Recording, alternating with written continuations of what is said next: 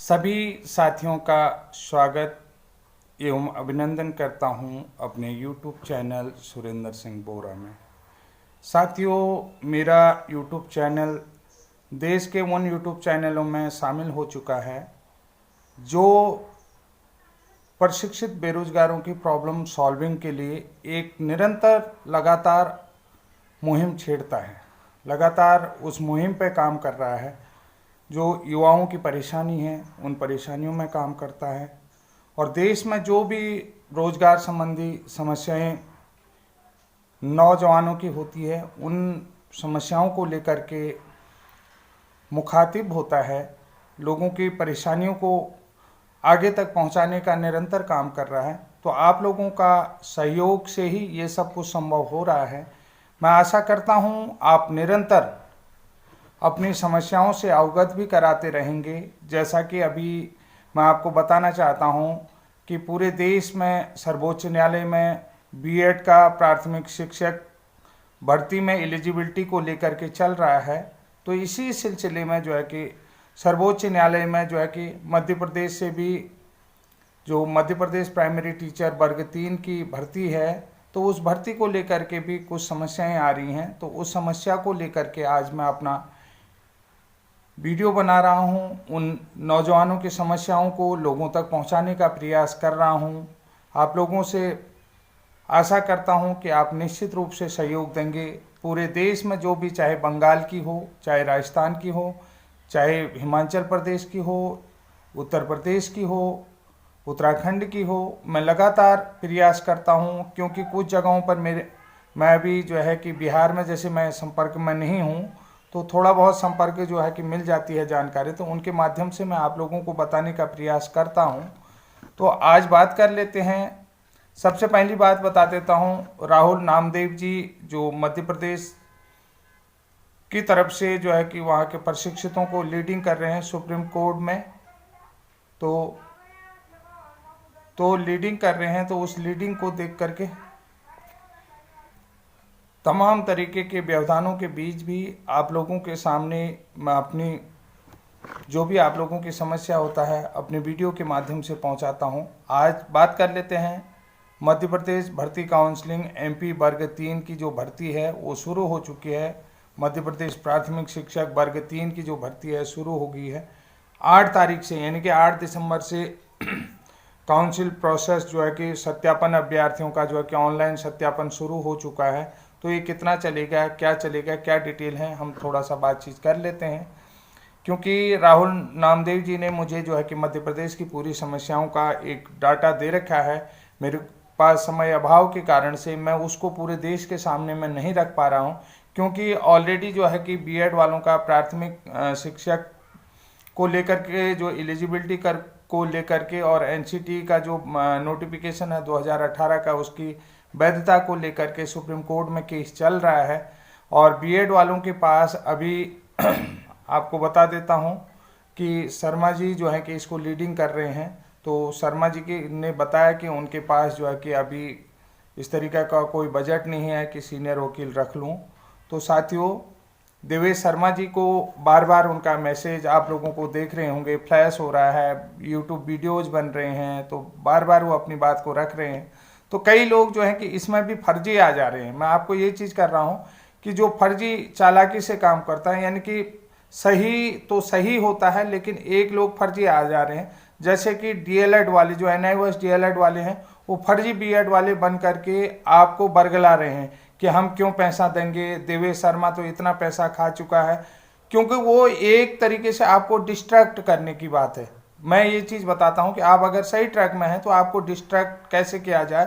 तो उन्होंने कहा कि यार हाँ, इस तरीके से नकली बीएड वाले बन करके वो लोग जो है कि यूट्यूब में कमेंट लिख रहे हैं, कमेंट ड्रॉप कर रहे हैं, जगह जगह पर वो एक एंटी बीएड चला रहे हैं कि कंपेन चला रहे हैं। तो उस कंपेन को जो है कि उस कंपेन को हमने कैसे धराशायी करना है, किसे उसे मुंह तोड़ जवाब देना है, इस चीज़ को आप लोग से निश्चित रूप से मैं चाहता हूं कि आप लोग देवेश शर्मा जी को सपोर्ट करें।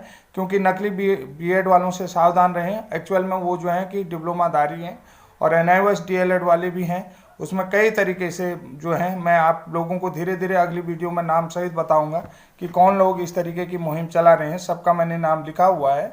तो मैं थोड़ा सा आप लोगों को अतिथि की श्रेणी में आने वाले आवेदकों को जिनको चिन्हित किया जा रहा है उनका पंजीकरण होना है, तो उसके बारे में भी बातचीत कर लेता हूं मध्य प्रदेश प्राथमिक शिक्षक भर्ती को लेकर। तो क्या क्या रूल हैं, थोड़ा सा उन रूलों पर फोकस करता हूं। अब जो मध्य प्रदेश प्राथमिक शिक्षक वर्ग 3 की भर्ती में इस तरीके से आवेदन होंगे। नंबर 1 जो है अतिथि की श्रेणी में आने वाले आवेदकों का चिन्हांकन करना है, उनको चिन्हित करना हेतु पंजीकरण, यानी कि जो लोग अतिथि शिक्षक हैं 17/11/2022 से 24/11/2022 तक चलाइए।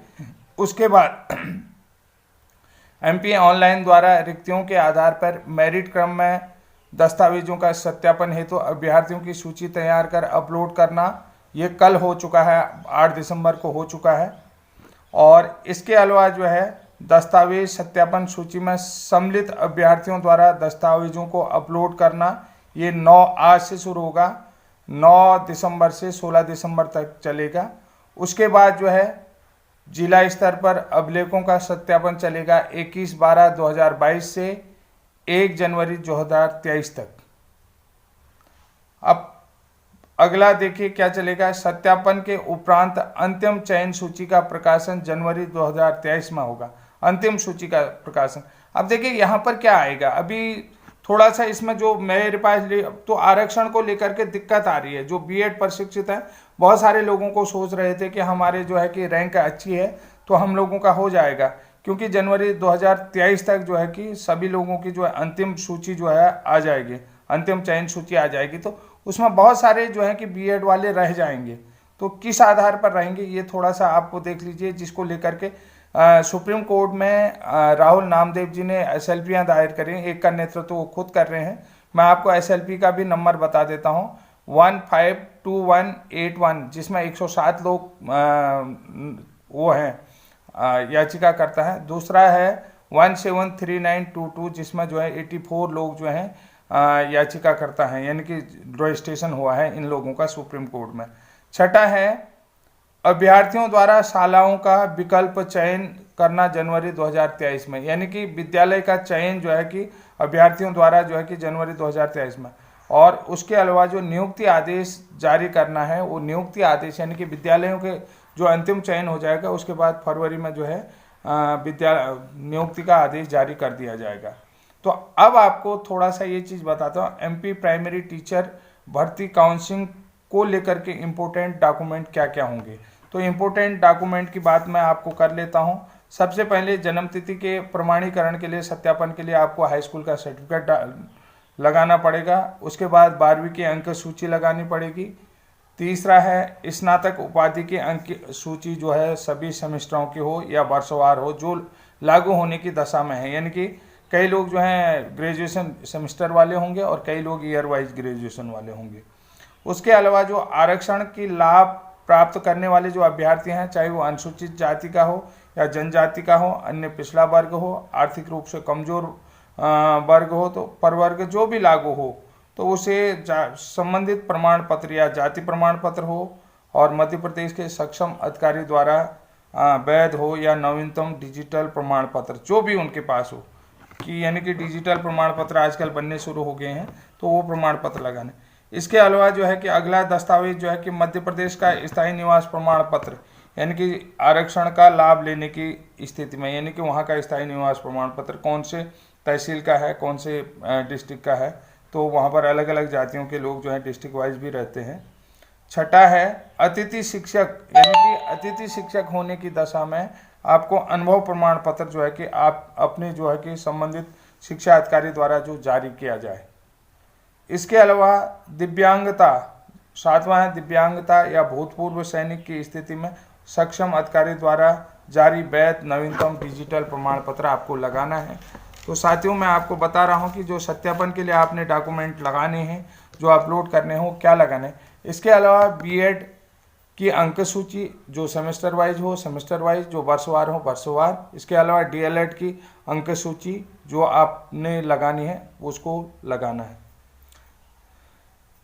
अगला जो पॉइंट है, आयु छूट संबंधी प्रमाण पत्र सक्षम अधिकारी द्वारा यदि लागू हो। यानी कि देखिए, आयु की छूट कहाँ मिलेगी, यानी कि जो रिजर्वेशन कैटेगरी में है उन लोगों को आयु की छूट मिलेगी। इसके अलावा जनरल कैटेगरी को कोरोना की वजह से 1 साल का रिलैक्सेशन मिलेगा, तो उसका भी जो है, जो अधिकारी द्वारा, सक्षम अधिकारी, संबंधित जो अधिकारी होता है उसके द्वारा दिया जाता है, तो वो प्रमाण पत्र आपको लगाना है। इसके अलावा जो है कि यदि किसी का नाम परिवर्तन है, यानी कि कई लोग जो होते हैं शादी के बाद उनका उपनाम चेंज हो जाता है, तो ऐसी दशा में आपको शपथ पत्र लगाना है। तो जो भी आपका नाम परिवर्तन है, जैसे कुमारी से श्रीमती हो गया, या किसी का जाति में मेहता से कुछ और हो गया, नामदेव हो गया, जो भी है, इस तरीके से आपने जो है कि सक्षम अधिकारी का शपथ पत्र लगाना है। अब आपको बता देता हूँ कट ऑफ कैसे जारी होगी।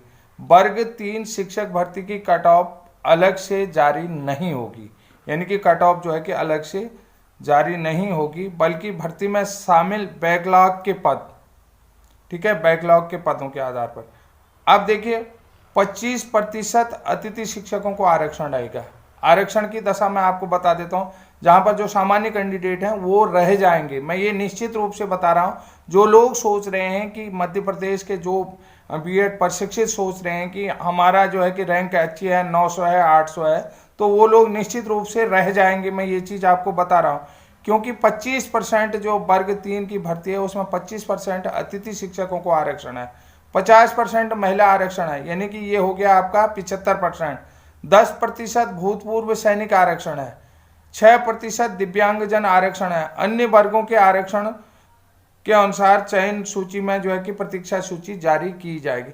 अब मैं दिव्यांगजन आरक्षण में जो है कि प्रत्येक श्रेणी को, जो दिव्यांग आरक्षण श्रेणी है, यानी कि दिव्यांगों को जिस तरीके से करेक्टराइज्ड किया जाता था, उसमें प्रत्येक श्रेणी को जो है कि 1.5% की आरक्षण की सीमा है, यानी कि 1.5% की आरक्षण सीमा है। जैसे हैंडीकैप्ड है तो उसको अलग से जो है कि, जो मेंटल एमआर वाले हैं एमआर वाले, विजुअली वाले हैं तो विजुअली वाले, तो इस तरीके से जो मध्य प्रदेश के एक वो बनी हुई है, क्राइटेरिया बना है, सेवा नियमावली बना है, उसमें किस किस श्रेणी को आरक्षण दिया है, तो प्रत्येक श्रेणी को जो है कि जो 6% आरक्षण उसमें 1.5% दिया जाना है। तो साथियों, आपको पता है कि 18,000 लगभग वो है कि मध्य प्रदेश में प्राथमिक शिक्षकों की भर्ती होनी है, वर्ग 3 की भर्ती होनी है। इसके अलावा मैं आपको ये चीज़ स्पष्ट कर चुका हूँ, जो पद इंक्रीज होंगे, 7,000 के आसपास पद इंक्रीज होने की जो बात आ रही है मध्य प्रदेश में, वो अगले साल आएंगे, यानी 2023 में आएंगे, अभी नहीं आएंगे। ये मैं आपको स्पष्ट कर देता हूँ। तब तक के लिए जय हिंद, जय उत्तराखंड।